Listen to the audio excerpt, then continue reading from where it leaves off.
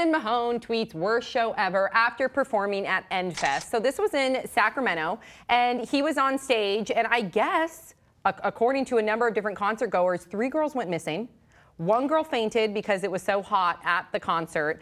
And after all of this, Austin tweeted, quote, "I pray for the girl that passed out and that they found those 3 missing children that wandered off. Hashtag worst show ever." Why are we laughing? It's fucking awful. Okay, yeah, it is. I know. Big deal, Sam. Hashtag worst show ever. Now, here's where there's a little bit of controversy, because I was reading the comment section. Some of the people on Twitter, because he ended up deleting this tweet, some of the people are saying, why would you say it's the worst show ever? A lot of us had fun. You know, don't focus on that. While other people are commending him, saying, I'm so happy that you're compassionate towards your fans, because I guess also in the middle of his show, he stopped singing and he led a prayer to make sure, in hopes that the girls that were missing would be found safe and the girl that fainted would be okay. And you're smirking again. Thoughts, 5 words or less. Austin Mahone, that positivity. Johnny Cochran, like, you lawyer up. E.T. Mahone home. Oh, God. Yeah, Austin Mahone and his peep skills. Good job. What a nightmare. Yeah, so wait a second. So why, okay, you really did react when I said that he deleted his tweet. You thought he should have deleted his I tweet? thought he shouldn't have written it at all. Really? Don't say it's the worst show ever, because so many people paid a lot of money to be at that show. And a lot of them probably had a great time. A lot of people shared your sentiment. When I was reading the comments, a lot of people said that. But then a lot of people also loved the fact that he was compassionate towards those fans. I love the fact that he addressed it. I just don't like the fact that he said it was the worst show ever. Passed out, slept like a baby, had a great time. What do you think? As a musician, how would you have handled that? It's terrible. It's like Altamont or something like that. Like you're like, you know, you're Mick Jagger and you're looking down at somebody getting stabbed, or whatever. It's like, it's awful. You don't want to think that somebody, you know, at your show, 3 girls go missing. Like, we don't know if these 3 girls were abducted. God. Right.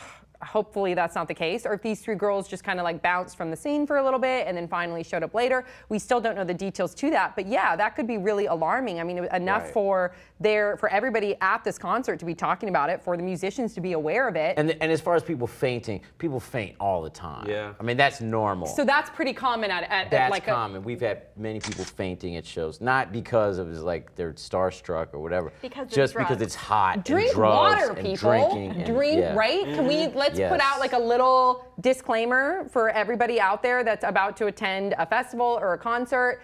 Make sure that you drink some water. Tie this in, get a sponsorship, Fiji. Yes. Fiji. Yeah, come on, Fiji. Drink your Fiji, stay hydrated, and dress appropriately. You know, don't show up in like a hooded sweatshirt when it's 100 degrees outside. Like, usually the only thing that goes missing at a show is virginity, you know? There you go. That's a good show. Oh, that's a really good show. What show does that happen at? North of Cuba shows. Oh, that's the band he was in. Maybe you haven't heard of my college band North of Cuba. I have heard of it. I remember I said I liked the name. Living on a Prayer covers.